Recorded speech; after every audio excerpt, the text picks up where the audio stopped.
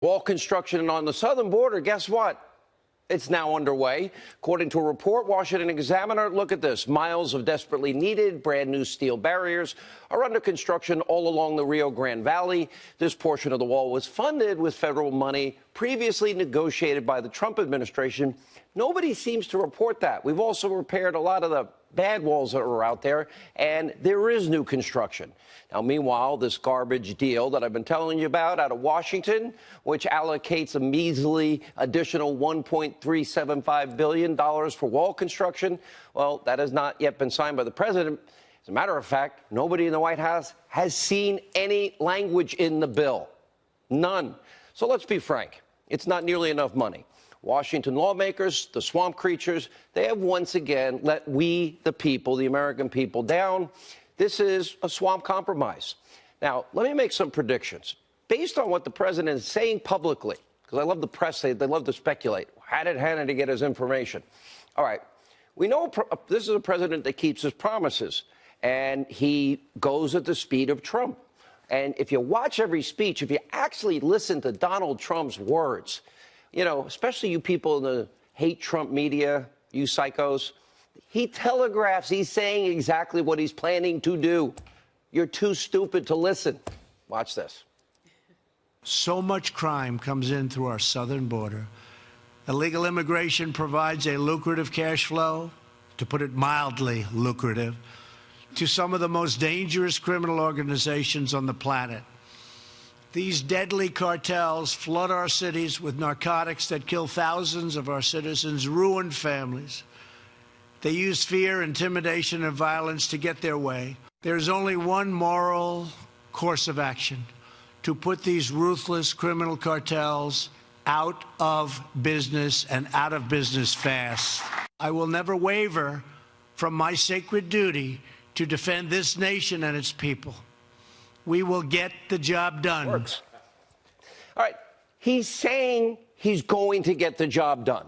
Let me make a prediction. Let's base it on what you just heard and what we've witnessed the last 2 years. The president's going to find the way to get the money. Now, look at this bill. $1.375 billion. Not enough, but it will keep the ball in the project moving along, assuming, we haven't seen the language, there's no poison pill or restrictions in there thrown in by a swamp creature in the last minute that says you can't build a wall with the money. That happens. I don't think the president will sign that bill. In that case, he would probably move to a short-term CR, and the Congress creatures will go back to do the crappy work that they usually do. And then if they get it right, he'll sign that bill. But let's assume that they get it right. That, in other words, he gets $1.375 billion for the wall now. Well, that prevents a government shutdown. That's a good thing. But in order to meet our borders and our security needs, the president has stated publicly, not just to Sean Hannity, that he will also tap into hundreds of millions, at least $900 million, but I'm told the number is much higher, other discretionary funds that he can direct that money directly to the wall, which then brings us to $2 or $3 billion, again, in the interim. And it sounds like what he's saying is he's going to simultaneously declare a national emergency to free up billions more. Now, the hate Trump media, if that happens, they're going to feign moral indignation, outrage, hysteria will break out. Meanwhile, they'll say, how did Hannity know? Well, because I've listened to him, and he's telling you the entire time what he's going to do. Donald Trump, quote, I will add whatever I have to add to build the wall. President tweeting, I am getting almost $23 billion for border security. Now, that money, the $23 billion he's talking about, that can be spent on everything else but the wall. But if he declares a national emergency or uses the law, which we've been citing on this program, U.S. Code 284, well, we know what the Democrats are going to do. They're going to immediately run to the courts. They'll go judge shopping. They'll find a liberal activist judge somewhere in California or anywhere in the Ninth Circuit. They will lose. The president will lose the first round, go to the Ninth Circuit. He'll lose the second round. But in the interim, he still gets $1.375 billion. So he continues the project, and the other funds continues the project. And I believe when it gets to the Supreme Court, he's going to win. And this Supreme Court's going to have to take this case considering, let's see, it's a constitutional question about his role as commander-in-chief. It's about separation of powers. It's about national security. And just a side note, all of you in the media, I don't know why, everyone's been obsessed. Hannity's predicting this. That's what I'm predicting is going to happen because I actually listen to the publicly stated words of the president. So keep speculating. Nobody in the media has any idea of who my sources are, who they're not, and who I talk to, who I don't talk to, and I will not reveal my sources. And all these hate Trump media outlets, they all pretend they're unbiased, that they're journalists. Well, I don't claim to be a journalist. We do journalism. What we say about being a talk show host, we're like the whole newspaper. Now, we do straight news when there's a war, straight news on weather, straight news on important incidences that are happening, like Ferguson when that was happening, or Baltimore. And then we give a lot of opinion. So we're the news page, the editorial page, the opinion page. We even do gossip and sports. Like tonight, for example, Tim Tebow's on. So we're like the whole newspaper. That's what we do, freedom of the press. But we identify what we do. Now, we do our own research like we did with vetting Obama, like we do on the deep state. We do investigations. We bring you news and information you won't hear or see anywhere else, and opinion you won't get anywhere else. But all these hate Trump news people that claim to be journalists, no, they're really editorial writers and ones that make up a lot of BS at the same time. So tonight, when it comes to building the wall, whatever has to be done, the president is saying will be done. Not for political reasons, but for the safety and the security of all Americans. He sees this, rightly so, as a life and death issue. But don't just take my word for it. Maybe some of the people on these fake news channels, maybe they should start speaking to angel moms and dads. Maybe a woman like Maureen Maloney, her son Matthew, killed by a drunk driving illegal immigrant from Ecuador. You got that, Senator Menendez? He was upset that illegal immigrants could actually be classified as criminals if they get caught drunk driving. And yesterday, Maloney urged President Trump to hold strong in this fight for the border wall. Now, sadly, she is among thousands of our fellow Americans whose lives have been ripped apart, permanent separation by violent criminals because we have open borders that have entered this country illegally. In the past 2 years alone, ICE arresting illegal immigrants who are accused or convicted of 4,000 murder, homicide charges, carnage from illegal drugs. 90% of the heroin crossing that southern border is even worse. Every single week, 300 Americans are dying from heroin overdoses, almost all of which trafficked across that border. Now, that's why Americans are overwhelmingly backing up the president and his plan to secure the border. Brand new Fox polls, 66% of Americans approve of the president's efforts. You Republicans in the House and Senate, you may just want to follow his lead. Good politics. According to Gallup, the president's overall poll numbers are up a whopping 7 points since the government shutdown. He had his highest number, 52%, on the Rasmussen poll. Earlier this week, he filled an arena in El Paso, Texas. Look at that. And, oh, that's inside the arena. Am I correct? Yes. Then he had thousands and thousands of others outside the arena. Nobody in the media talks about this. What other president got those types of crowds? Now, some on the left, they try and pretend the president has no support at all. I've never seen a president with more support.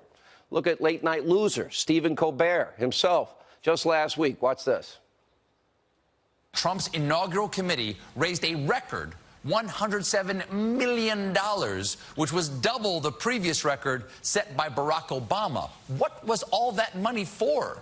I mean, obviously, they didn't need it for crowd control. Yeah, let's show the picture before the inauguration ever took place. Don't worry, your audience is stupid enough that they'll probably believe your crap. Maybe Colbert needs to attend a Trump rally. Maybe he will see the unbelievable enthusiasm, people standing for hours and hours and hours outside in the cold and the rain, and then standing for the entire time the president's speaking, supporting his agenda.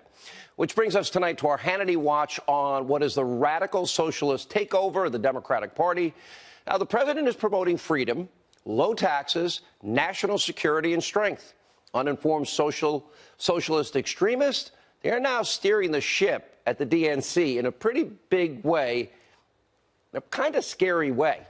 Now look at freshman Congresswoman Alexandria Ocasio-Cortez, who says the world's going to end in 12 years, is now leading the way. She is the chief spokesman leader for the Democratic Party. And as some background, look at the new leader of the left. Take a look.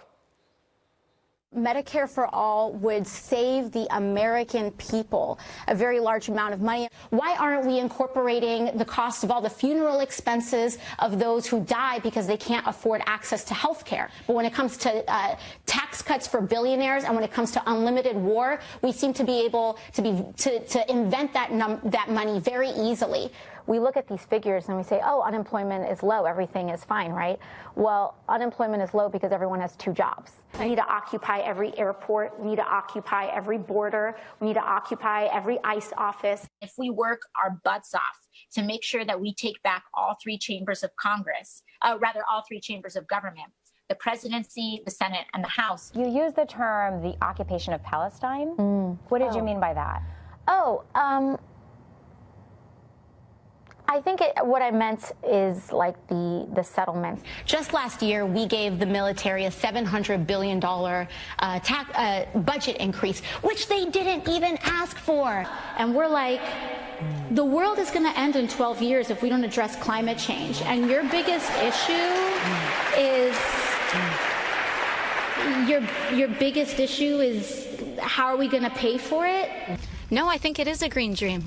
And I think that it is. You know, I don't consider that to be a dismissive term. I think it's a great term. I guess it's no surprise that Congresswoman Ocasio-Cortez's Green New Deal has now become a nationwide laughingstock, except for the fact Democrats are really serious about this insane piece of legislation. Take it seriously. 2020 presidential hopefuls are literally tripping over each other to support the Green New Deal. Make no mistakes. Democrats want to radically reshape this country into a little socialist eco-utopia that will promise everything and deliver nothing but catastrophe and poverty. And if you're wondering what a socialist utopia looks like, well, this new Green Deal, no more oil, no more natural gas, no more nuclear, no more airplanes, no more gas-powered cars, no more gas-powered ovens, no more cows because of flatulence. Government promised paid leave, medical leave, paid vacation. Oh, now they wrecked high school and K through 12, so now they're going to wreck college. Education free for all, healthy food for all, government-forced renovation of every building in America in the name of energy efficiency. Government paid for high-speed rail connecting every city in America. We won't have airplanes, so I guess we'll have high-speed trains to Australia and Asia and Europe. And they're going to guarantee income to every single person, even those unwilling to work. Wow. And a retirement plan. But believe it or not, there's even more madness. Now, we'd be here all night if I listed it all. So look at the side of your screen. And here's the kicker. The Green New Deal is calling for this to happen in 10 years, and the world is going to be over in 12 years, according to Ocasio-Cortez, if we don't act. On Twitter today, she said passing the Green New Deal is a life or death issue. Well, in a way, she's right, because if this ever happens in this country, the American dream that has created more wealth, more prosperity than any other country on the face of this earth, it's over. Government will take over every single industry, the healthcare industry, no private healthcare, the energy industry. They will give you that cradle to grave, womb to tomb promise. They'll tell you what car you can drive, where you can travel, what you can eat, and even how you cook it. And more notably, in order to try and pay for that insanity, mother government, well, they'll own your paycheck. From each according to their ability, to each according to their needs. Right, Congresswoman? And I know you watch the show. And let's not forget about those who would be impacted first. Airlines, 700,000 employees, goodbye. Over 10 million people owe their jobs to oil and the gas industry. See ya. Millions more serve in roles related to those 2 major industries. Promoting this stupid deal, Democrats, they're actively calling for tens of millions of Americans to lose high-paying jobs, and it's only going to get bigger. We have 2 pipelines on the line, and we opened Anwar. We're the #1 world producer, surpassing Saudi Arabia and Russia. for the first time in 70 years. And all the high-paying career jobs that will be available for people. Look at this Fox News poll. 25% of Americans have a favorable view of socialism. It promises everything and never delivers historically a thing. And another freshman Democratic lawmaker is making news for also all the wrong reasons, and that's Congresswoman Omar, embroiled in a serious controversy over her constant stream of hatred and anti-Semitic remarks. And she has since issued an apology on one of the remarks, but her bad behavior on Capitol Hill is not going away. Look at this from earlier today, a hearing with the administration's new special envoy for Venezuela, Elliot Abrams. Watch this doozy. I fail to understand why members of this committee or the American people should find any testimony that you give today to be truthful. If I can respond to that. It wasn't a question. That was not a question. I reserve the right to my time. Yes or no, do you think that massacre was a fabulous achievement that happened under our watch? That is a ridiculous question, and I yes or no? No. I will take that as a yes. No, I'll take it as a yes. And as of today, yeah, that extremist holds all of our very important committee assignments. So let's recap the week for Democrats. One member of Congress spreading an anti-Semitic conspiracy theory about Jewish money. Bozo O'Rourke said that walls kill people. 3 top Democrats in Virginia refusing to resign, 2 over blackface controversies, 1 over, rape allegations and sexual assault. Multiple top Democrats supporting a bill that would turn America into a socialist disaster eco-state.